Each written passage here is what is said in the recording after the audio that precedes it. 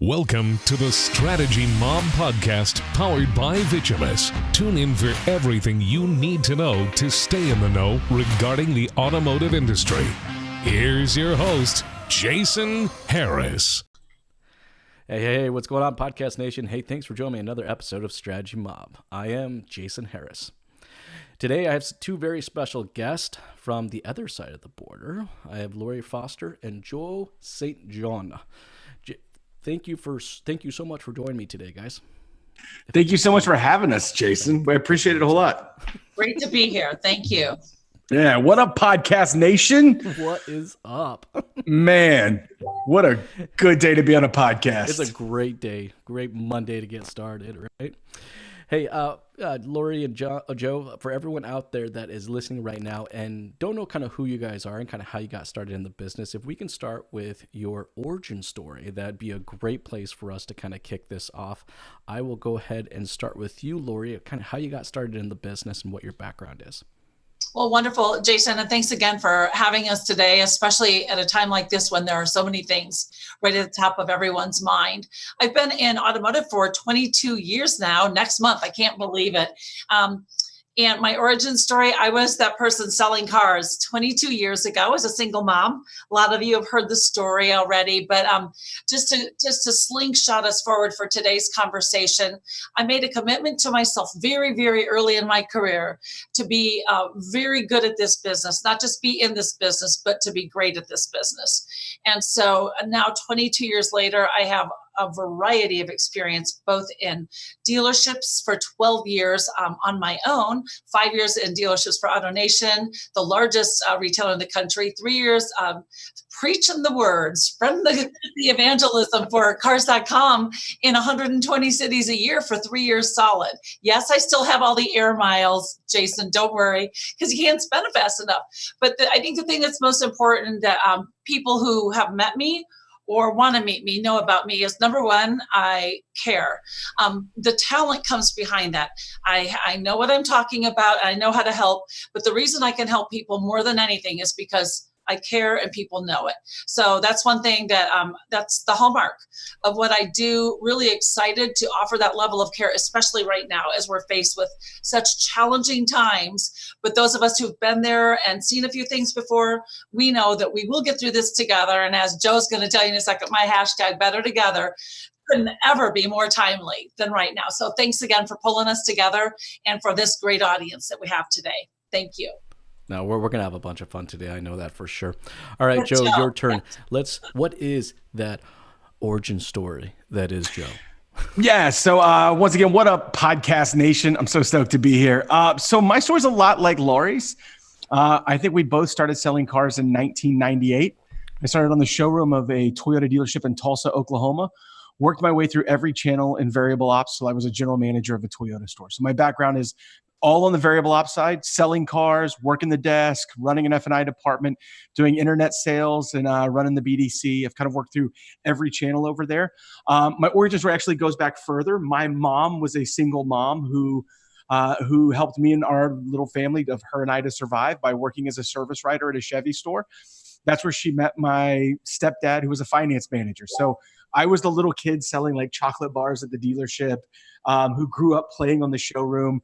Swore I was not going to do it long term. I ended up getting a master's degree in tax accounting, was going to go work for a tax firm. And I ended up coming back to the dealer that I'd sold cars for as a sales manager. So I kind of worked through everything in the car biz. It's in my blood. I can't shake it. I joined AutoFi almost 4 years ago as the first car person on the team. So it was a couple of co-founders that came out of really eBay and PayPal and then Lending Club. And they recruited me as kind of the glue to connect this idea of online lending and remote checkout to a framework that aligned with how dealerships actually operate, because my expertise and specialty was operating dealerships. That's awesome. And guys, I'm so glad to have both of you here. I mean, both you guys have so much experience in this industry.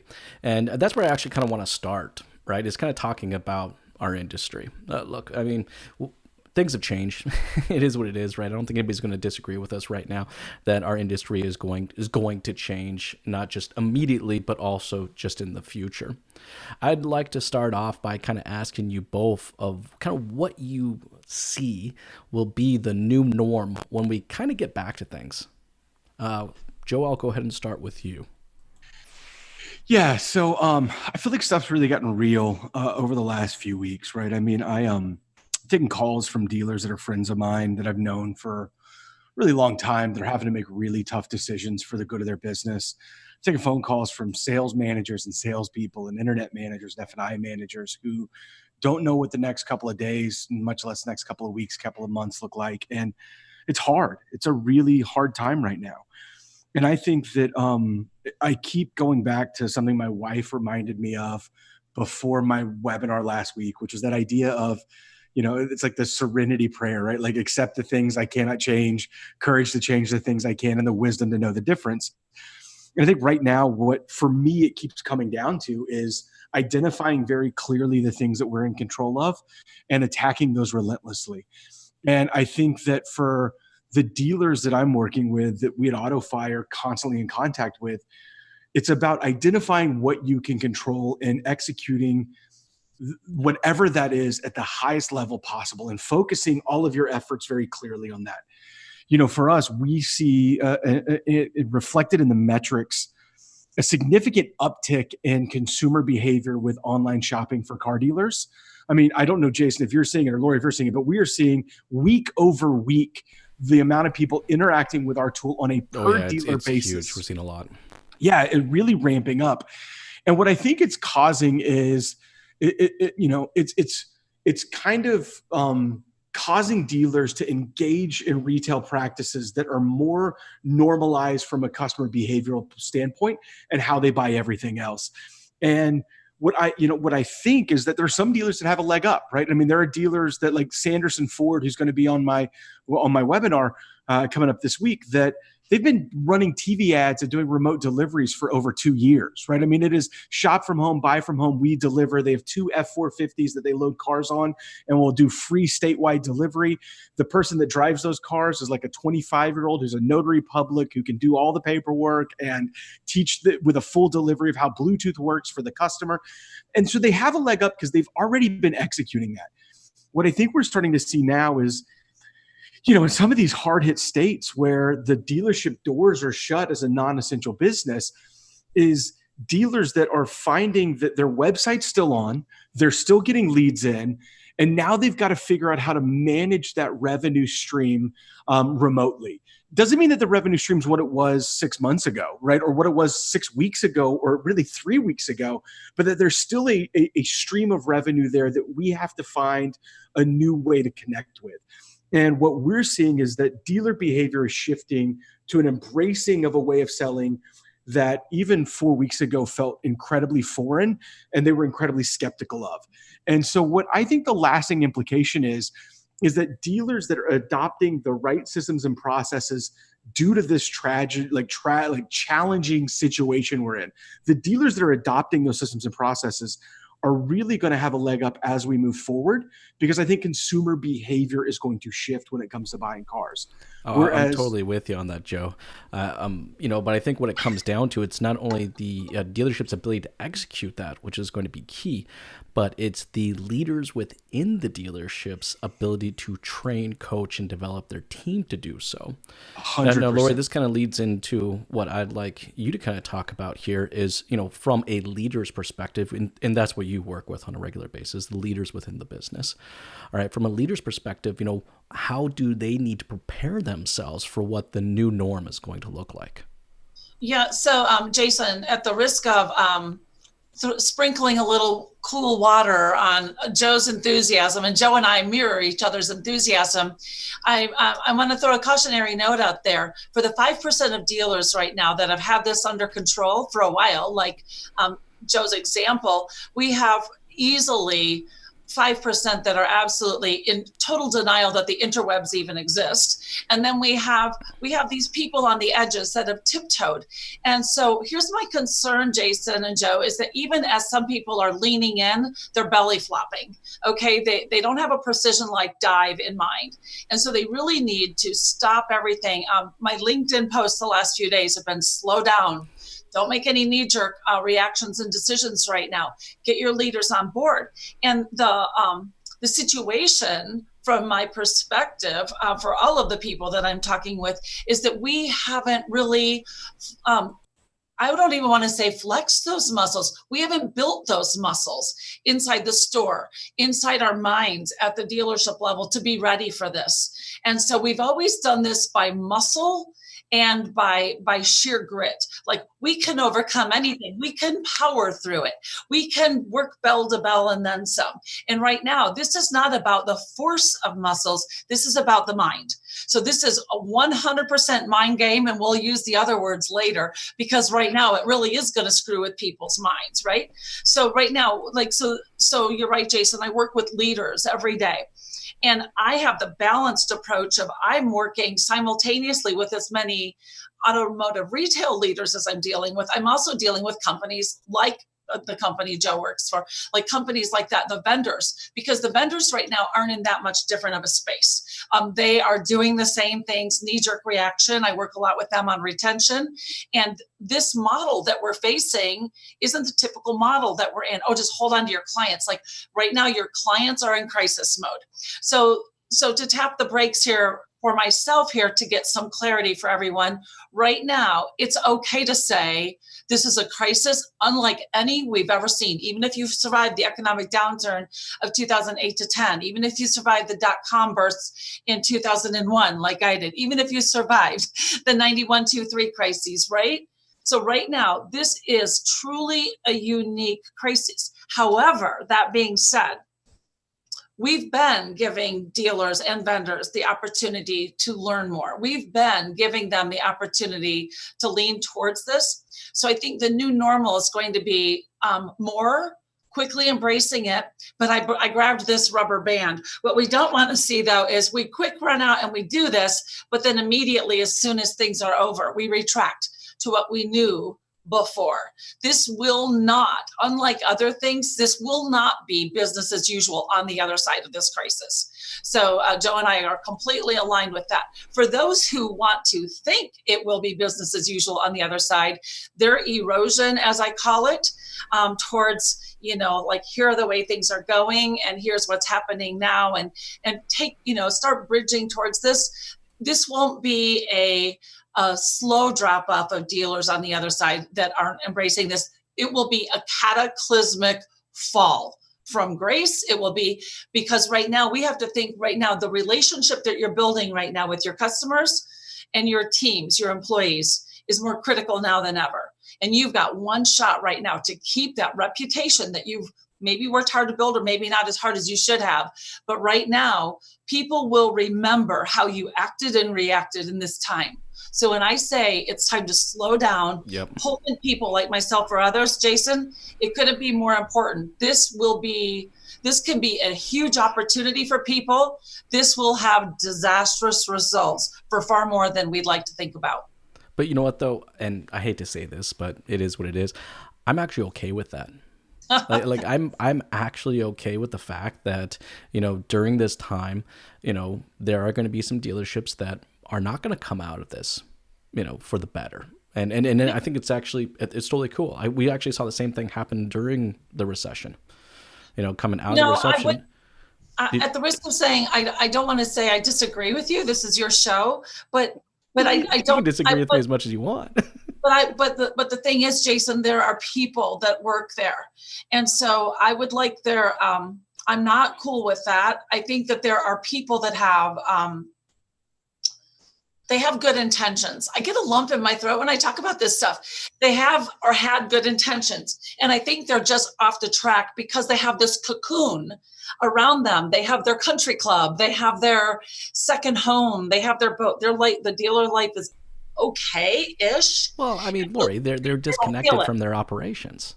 I mean, Totally. I hate to So, say it, but I yeah. mean, I talked to a dealer principal, last week who has been in Mexico for the last 3 months, Yeah. and he has absolutely no clue what's going on at the dealership, and as far as what the team is going through and what the managers are having to deal with. I mean, he's just totally disconnected. So now I hear what you're saying. I do think that there are some people that have good intentions, and there'll be a struggle for them. But I think there's some out there that are just so disconnected from their operations that they won't come out of this. And I'm actually okay with them not coming out of this if they're that disconnected from their operations. I agree on that. Yeah, totally. So Yeah. I actually, where I think maybe I have a little bit of a different viewpoint is I think that right now is the time as a dealer.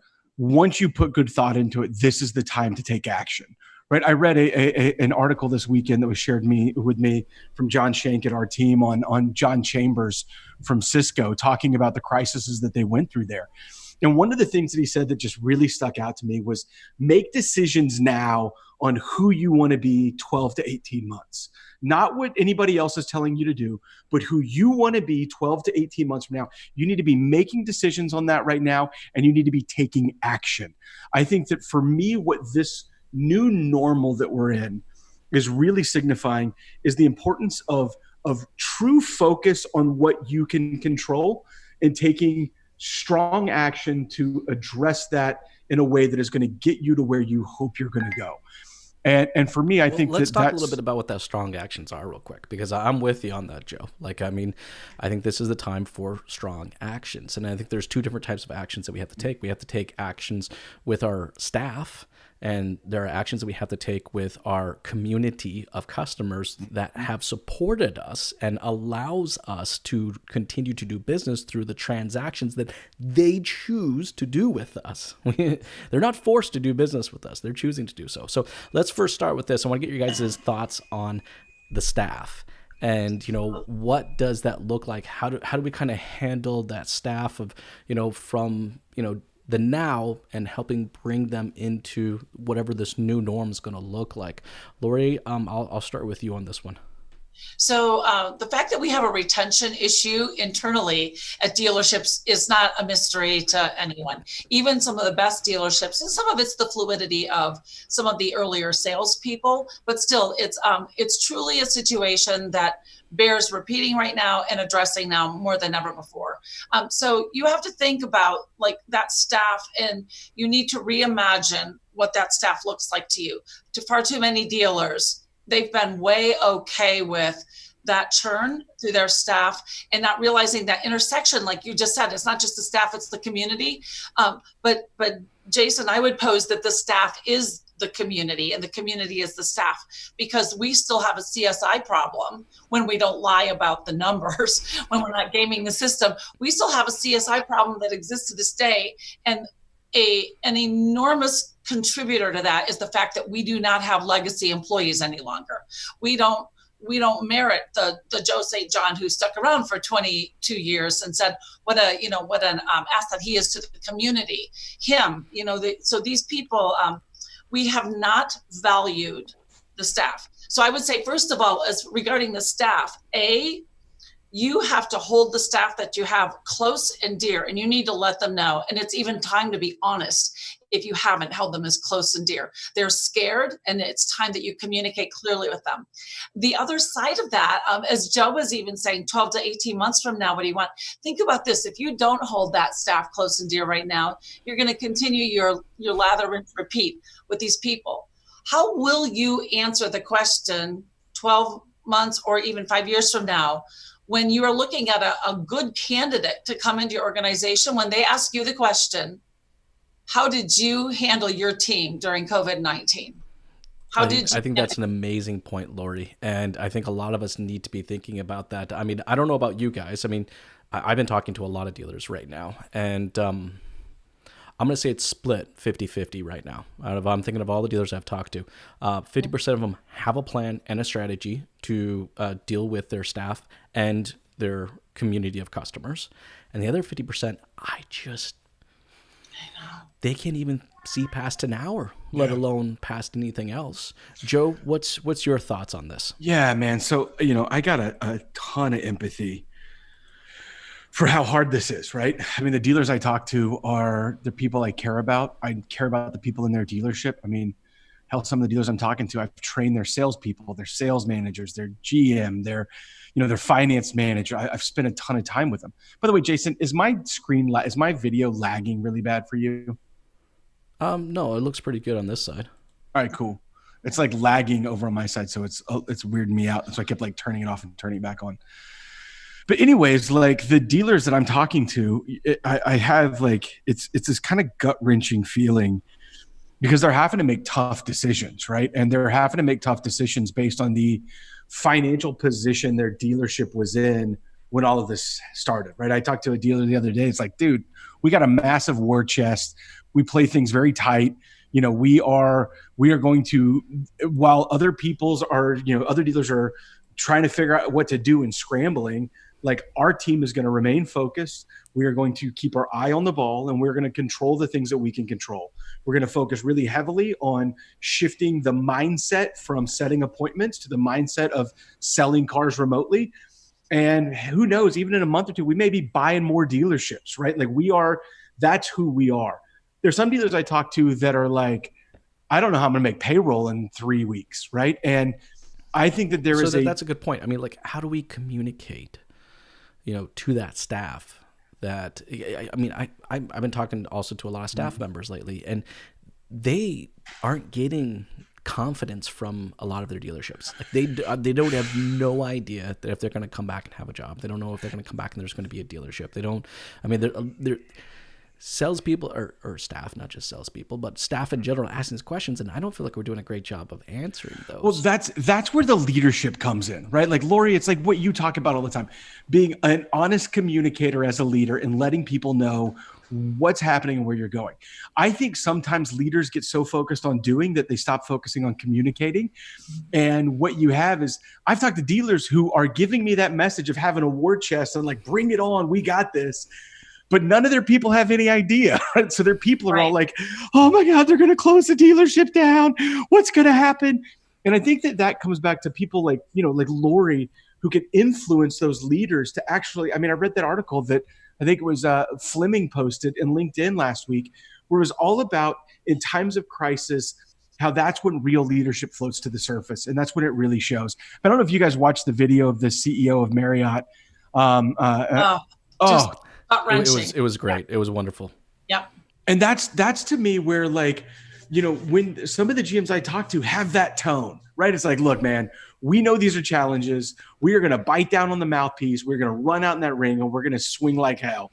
And we're in a good position. We've got great people. We don't want to lose them. We see the stimulus bill coming down the path here in the US. We see these things and we're going to hold tight to what we're doing. We're going to brace for impact and we're going to control the things that we can control.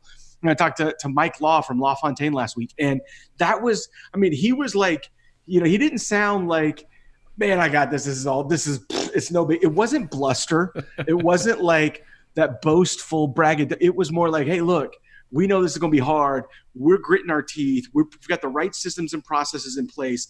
At our dealership, we've been working on this remote sale for a while.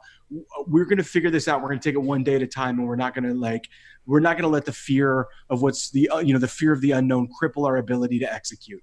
And for me, that's the inspirational moments. And that's where on these webinars, these podcasts where we're talking, that's where I hope that we can spread that throughout the business and inspire GMs and dealers that are sitting in their office, maybe listen to this on their like elliptical before they go to the office to go, okay, I need to get my troops together in a room and I need to let everybody know that we've got this, that we have a plan, that we have a focus, and that we don't know what tomorrow may brings, but we know what we can control going into tomorrow. And we've put a right foundation in place and we're going to get after it. It sounds like, Joe, that you're talking about like dealer principals, general managers need to be hosting a State of the Union. Laurie, I imagine you have probably trained many leaders over the years on how to actually handle and develop a State of the Union. All right, what kind of advice can you give to dealerships out there that are in that position where they need to communicate to their staff on a regular basis as far as what's going on and what the next steps are going to be? Sure, Jason, earlier you said, what strong actions do you recommend? These are the first. These are the first strong actions, is to, first of all, like there's always the leader or leaders of the organization that are we'll call them the owners. And then there are the soldiers, and the soldiers even include most of the time the general manager, because he's reacting to what they say. But it is so important that right now, before anything, they get together and they agree on their approach. And that means when we walk out of this room, we are all perfectly clear. We're all aware of any threats that are going on, any opportunities that we have available. We are in agreement, and we're going to whiteboard this out, and we're going to sign off that these are our agreements. This is what we're going to do.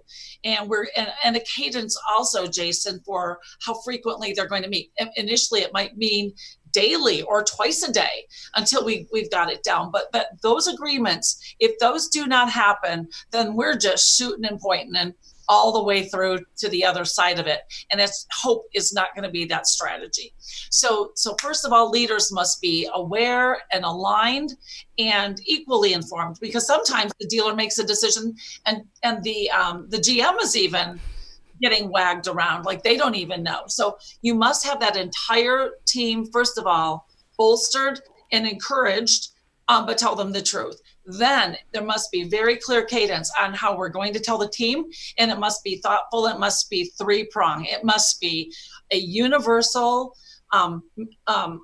a document that everybody can print, because all of these people have families. Please don't forget this. No matter what's happening, no, I'm so glad you said that, because it's a great point, right? I mean, it's not just informing just the staff members, but I mean, their families 100%. Also want to know. That's a huge point. I didn't mean to interrupt you there. I think that's so insanely important. I just wanted to stop there for 1 second.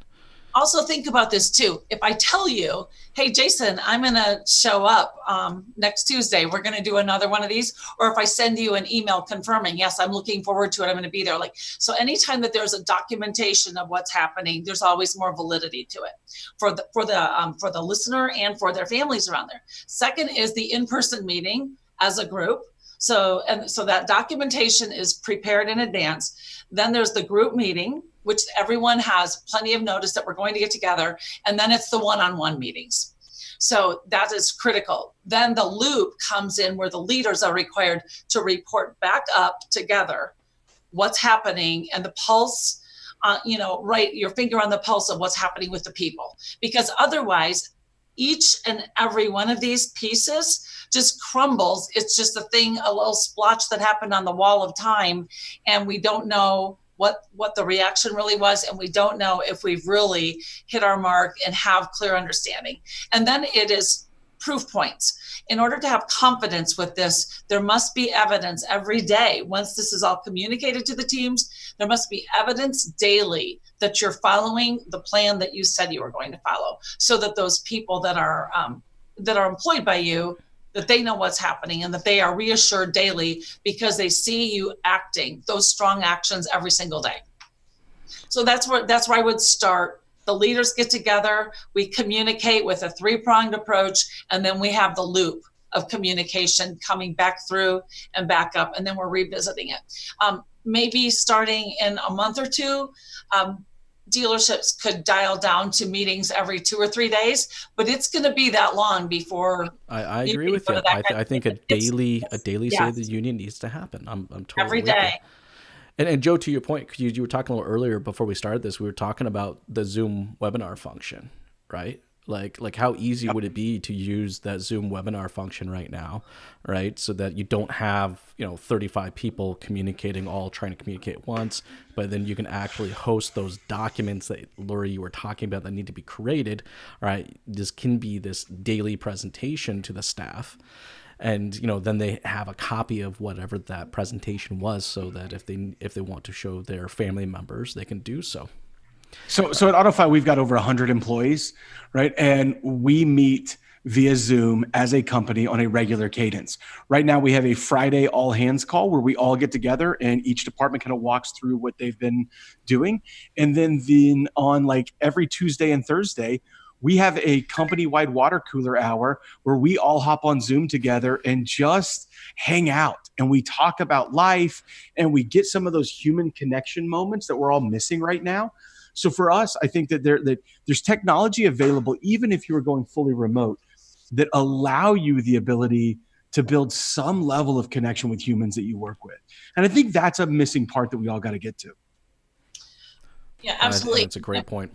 And make no mistake, these things that we're seeing happening in the dealership world, we're really focusing on automotive retail today, but the people who serve automotive retail, they're in very similar situations, and these two entities are knitted so closely together. The dealerships cannot survive because we're talking about the staffs and the communities, but there's also a community of partners to these dealers. And right now, it's going to take all of us doing everything we can, because we cannot destroy these relationships, these partners that bring the customers to you, these partners that deliver supplies to you or deliver software to you. So it's real important as the dealership entities that those partners are on the table also, because those are real people with real solutions that you brought in to help build your business. And now lean on those partners for help, but don't just grind them to reduce their prices for you right now, right? Because I wrote about this the other day. Man. Then they're that worst customer. You become that customer that you hate in your showroom. Don't be that guy or gal. Don't be that.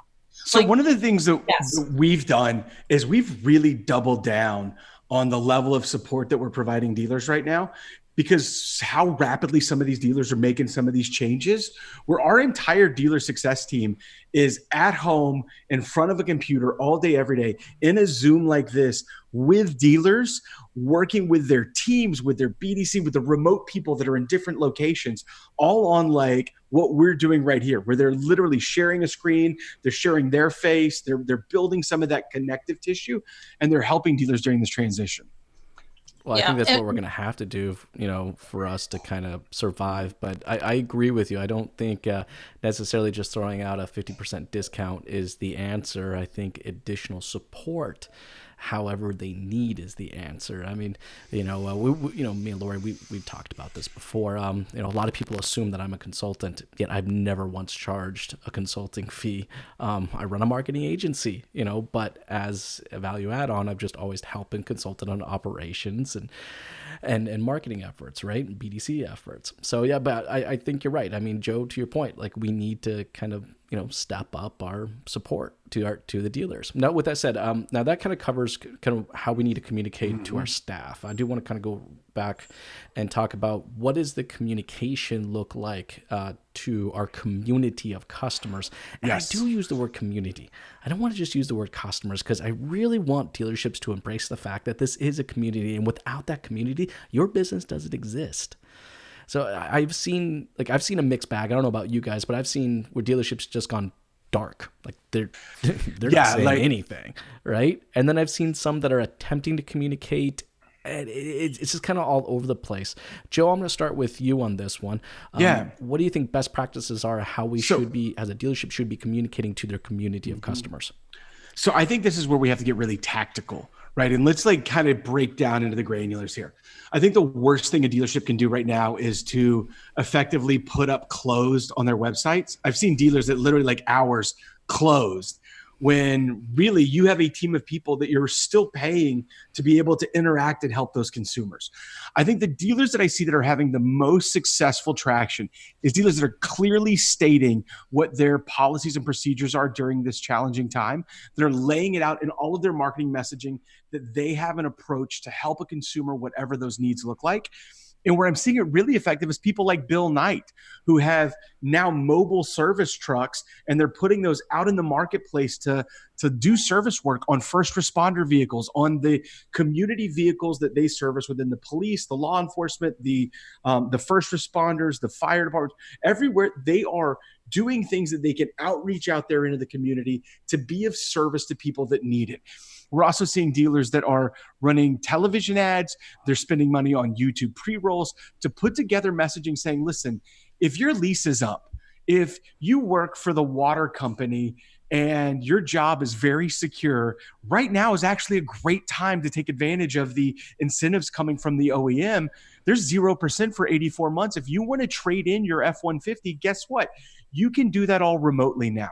we're seeing a lot of our dealers really put the messaging out there in the marketplace of what's actually available for them to be able to support their community's needs for transportation.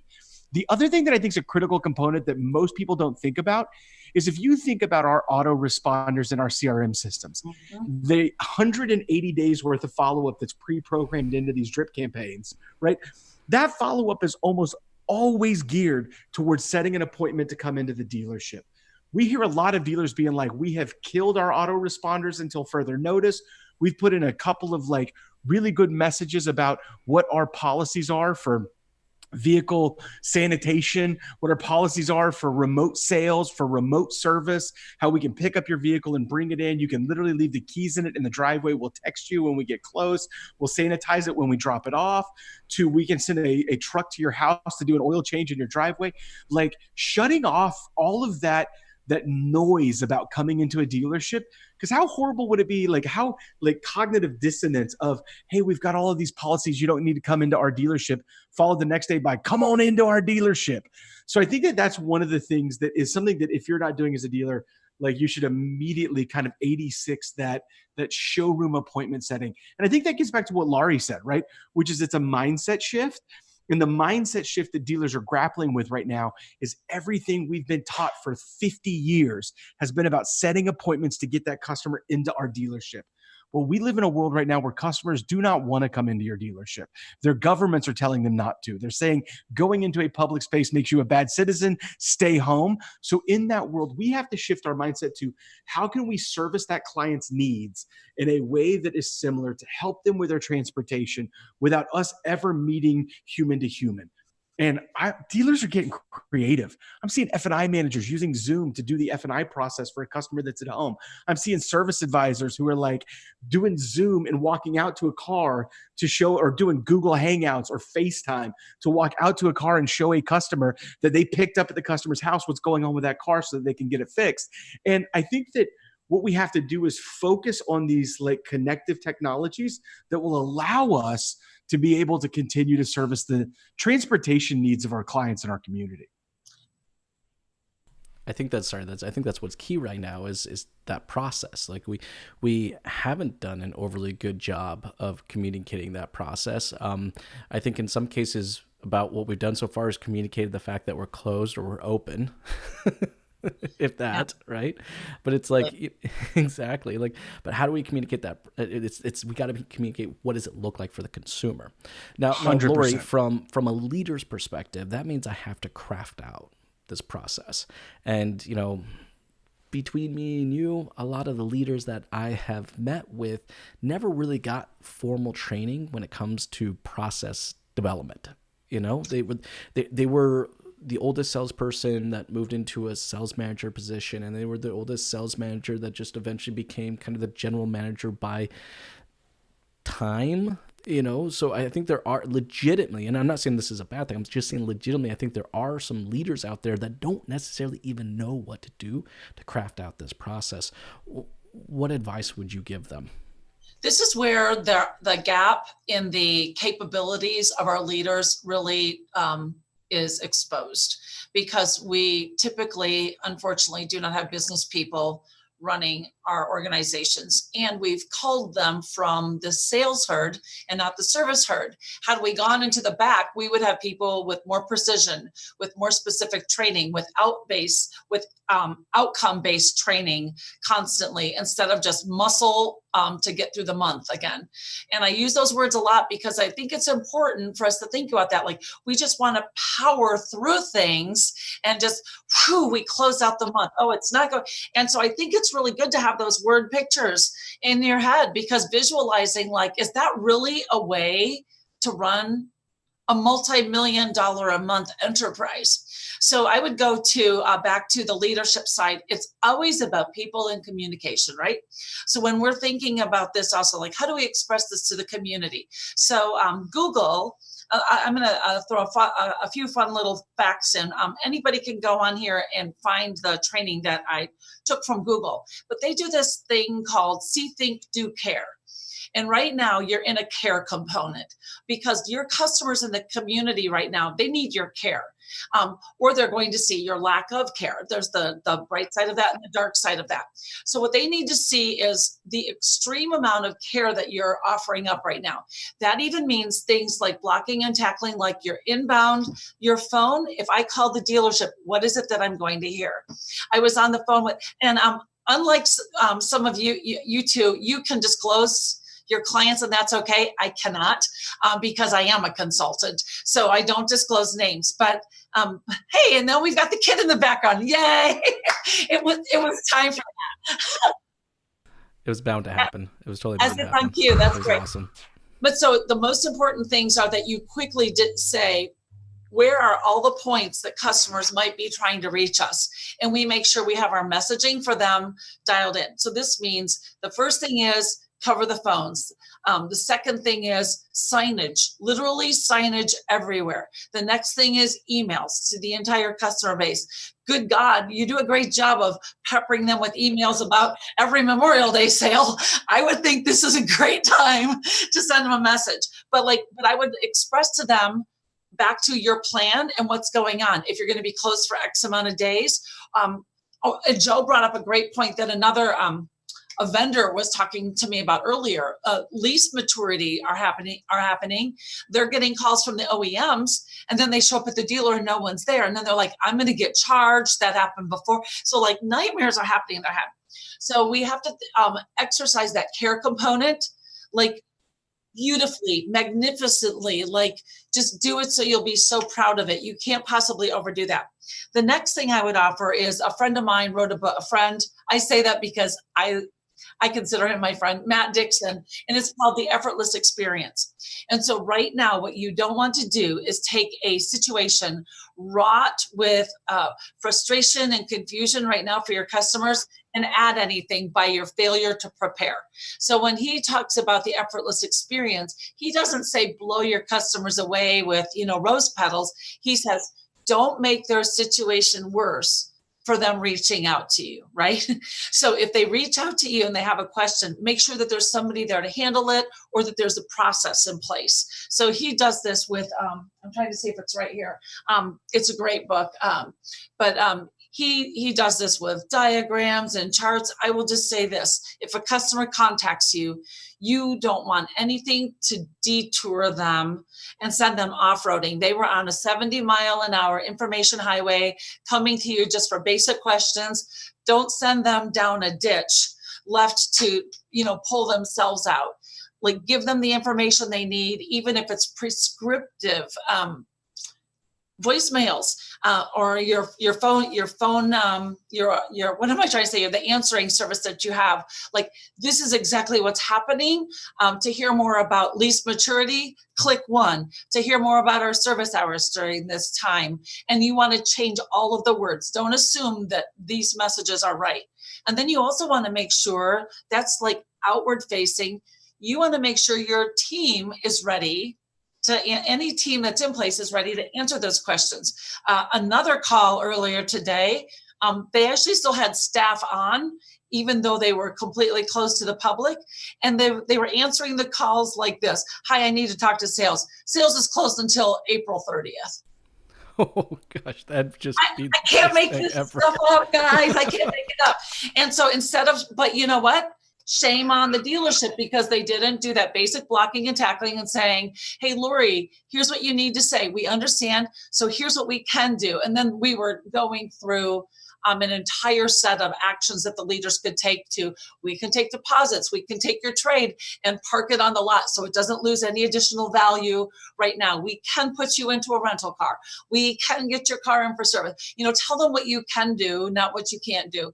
But this comes down to care for the people inside and outside your organization. So those would be my initial recommendations for leaders, Jason, just as basic. You have to do these things. We can have, deeper discussions later, but those are essential. So this is what I think is crazy, right? And this is something that I think that we all should be helping dealers with. Is there's a lot of dealers that don't even fully understand their own capabilities right now, right? I mean, there are dealers that implemented digital retail in their internet department with nobody on the sales desk and none of the salespeople knowing about it, which for me, I feel like is one of the big mistakes we've made over the last couple of years, not as AutoFi, but as an industry, right? Where they don't even realize that a customer at home can get a real-time credit decision from a network of lenders that's real, that's a firm offer of credit, choose the one that they want, do everything remotely, and have a real car deal. And I think that like failing to let customers know that PayPal, like that type of experience is available, and kind of clinging to that idea, like Laurie said earlier, of like, well, you got to come into the dealership. This is the way we've always done it. If we at the dealership level don't understand that that's not true anymore, that you don't have to come into the dealership to buy that car, then we're not alerting our customers that that's not true anymore, that you don't have to come into the dealership to buy the car.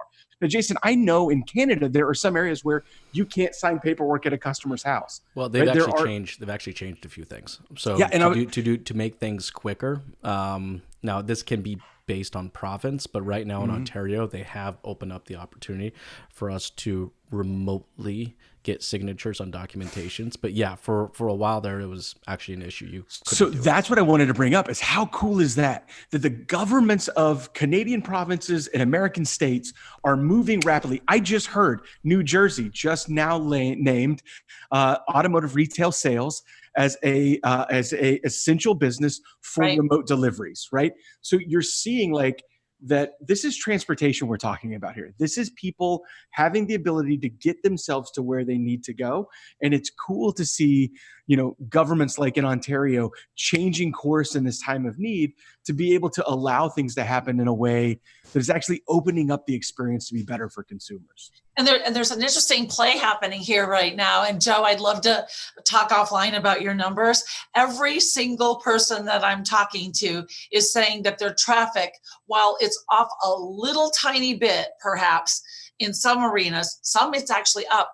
And the richness of that traffic, the payoff, is exponentially higher than normal because the people who are calling, they're aware that there's the chance that you're not open. And they're calling, they're actually hoping you're open. They're hoping they're not stuck with their car any longer. They're hoping they can get to some help. And so right now, our dealers have an incredible opportunity to meet them where they are. But the first 100%. It's not how soon can you come in. Here's the first thing that I would have every single person out there write down is the first thing that you say to any customer right now is not, how can I help you? It's which department or, what car you're looking at? It's how are you and your people doing right now? That's it. Amen. I think that's absolutely, and that's what I think, when it comes down to this, it seems like the overall theme here is just, it comes down to communication. Yeah. It's like we got to communicate the crap out of what our processes are right now, what the direction of the business is. And this is over communication with our staff. This is over communication with our customers. Like there should not be a question that hasn't been answered. And, I think it was Joe, you were talking about that, or what maybe it was Laurie, the 70-mile-per-hour search where they're just like, I got to go. I'm looking for the answer. I'm looking for the answer. I'm looking for the answer. I'm looking for the answer. It's like, we can't have this, call the dealership for details crap.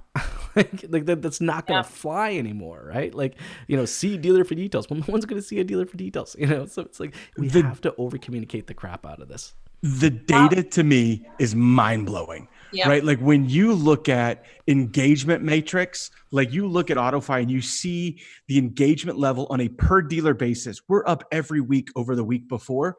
I mean, our leading indicators is not that consumers are probably not going to buy as many cars this year as they did last year. I think we can all safe to agree that like, I don't want to paint this as like, oh, it's going to, no, like this is going to be a hard year.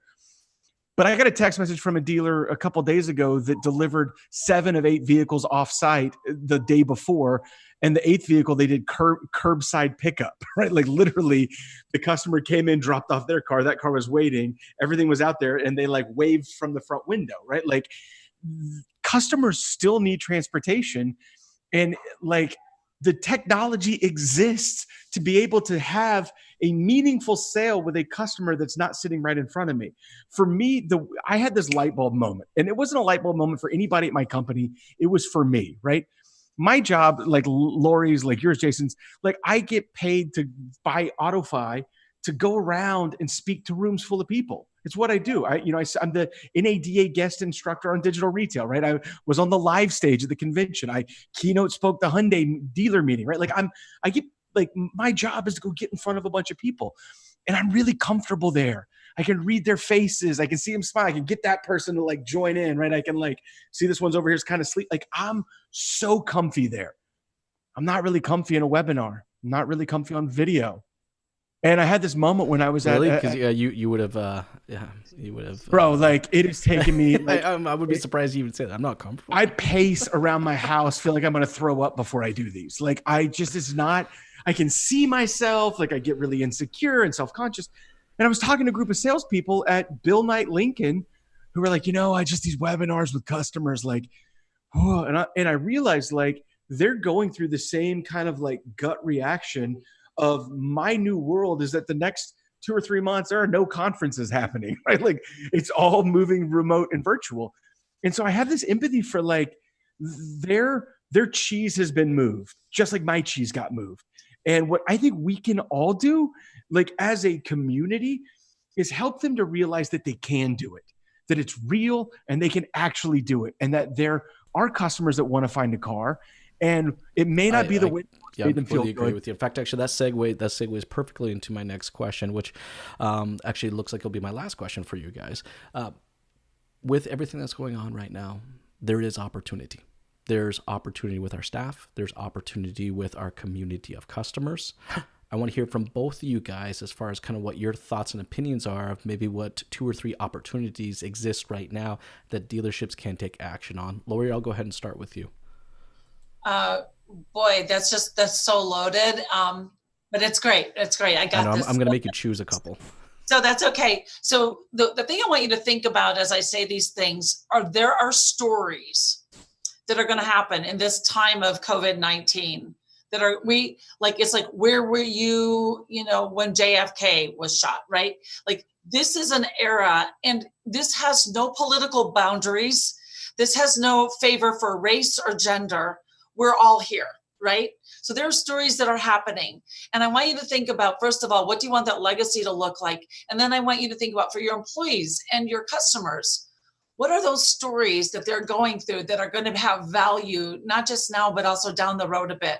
Like those people that are buying cars from you right now, I would absolutely be gathering all of them up. And I bought a car during Corona. I bought a car. Hey, I bought a Corolla during Corona. I don't know. But think about like the power of these stories, but because that shows the indomitable human spirit and who we are as Americans. We love our cars. We don't want to be told what to do.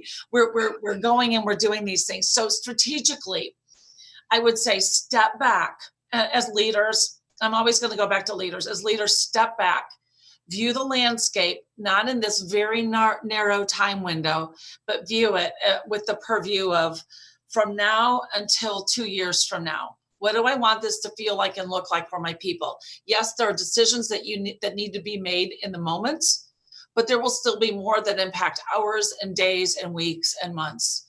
So slow down. I'll say that's like the 4th time I've said it, but I can't possibly overemphasize that. Slow down, take a breath, ask yourself, are we going to be okay or not? And if you think you're not, that's an okay message to communicate too, but communicate it and make sure that your people understand where you're coming from, and that's your people all the way through. And the next thing would be this, is it's okay to be honest. And it's okay to say, this is exactly where we are. And it's okay to admit past mistakes or shortcomings. And it's okay to say, we're going to whiteboard this, we're going to wash it all down. And it's okay to get the community of people, your customers and your employees, to contribute to you in ways that maybe before, and your vendor partners, that you didn't really receive maybe as well as you should have before. A drop of humility would go a long way right now in coming up with solutions, because your customers, your employees, and your vendor partners all have a lot to contribute, but you've been busy, maybe too busy, to stop and really get the full value from all of them. And when they can contribute to you, all of a sudden you have this beautiful thing, maybe a new thing growing and developing. Maybe it grows beyond your wildest imagination, or maybe it isn't even that crazy that it grows beyond your wildest imagination, but maybe you can survive this. Thriving, I always say it's a funny visual, but back in the economic downturn, people would say, yeah, you just got to keep your head above water. I'm like, no, you don't. You just have to keep one nostril above water, because other people are going under. All you got to do, your head, forget it. Maybe you can't do it, but just one. But that's such a good visual. I'm sorry. I can just see Laurie underwater. One nostril. I say this with love because you know me. Some people mistake, because I'm enthusiastic and positive, that I don't have my feet grounded in reality and grounded in the data and grounded in the concerns that we all face. But I know this. I know that when we set our minds to it, what we can accomplish is remarkable. And when we gather the village around us, even stronger. As one and only, we're just as weak as that. Gather the village and have honest meetings and make new plans and set a different course for your future. Well said. Well said. Thank you for that, Laurie. All right, Joe, you are up, man. A couple opportunities right now, given the time that we have on our hands, for dealers to really kind of, next level their efforts. Yeah. So, for me, when I think about where we're at right now, and I think about the world as it's turning, and I think about what Laurie just said, right? I think that we should slow down, and I think you should get very strategic in the way that you think. And I think that you should look at where you want to be 12 to 18 months from now. And I think you should clearly identify the actions necessary at your dealership to get you there. And then I think in this moment, it's about, once you clearly identify what to do, you need to take decisive action. What I mean by that for me is that you need to, as a dealer, decide where you want to go and then make the decisive moves right now, because I believe that they matter more now than what they will matter 4, 5, 6, 8 weeks from now. And if I was going to advise somebody on what's the biggest opportunities right now, I think the biggest opportunities right now for a dealer on the variable ops side, and probably on the fixed ops side too, is to alert their marketplace that they are open and that they can service the needs of their community. That whether it is a rental car so that you can get back and forth to a doctor's appointment, it is getting an oil change done at your house so that you can drive 3 hours to visit your elderly grandma and make sure she's okay, or you've got a lease that's due. Letting the community know that you are open and how easy it is to do business with you remotely during this time, to me, is the very biggest opportunity right now. If I'm in a marketplace and my competition says we're closed, then that's the moment I should be saying, we're not, we're open. I got a team of people that I'm paying that are like to keep as a part of my dealership family, that are sitting at home right now wanting to talk to you about what they can do to help you through this process. And I think that we're doing ourselves and our marketplace in general a disservice if we just shutter up shop and pack up our toys and go home. This is not the moment for that. And I think that Laurie's right. I think the more that we as a vendor community come together, the more that we as a dealer community come together. Dude, 2 things have inspired the shit out of me over the last few months. One, NADA convention this year was unbelievable. Yeah. To see people coming together. Yeah, and going from competitors to co-opetition and finding ways to integrate and work together, that was inspiring to me. Then secondly, the webinars I'm doing with dealers, to see dealers that have traditionally been kind of secretive with what they're doing in the chat, sharing ideas back and forth and saying, hey, I'm using this person to do videos on my responses. And I'm using that, to me, felt really inspiring around who we are as an automotive industry. And I think that right now, the big opportunity for dealers, it really is in the moment when everybody feels like, oh, what, we can't do anything, to tell them exactly what you can do, and to do it in a way that inspires people to engage with you because they have confidence that you have a plan and that you can execute that plan to help them out. And that for me is what I think the real opportunity is right now.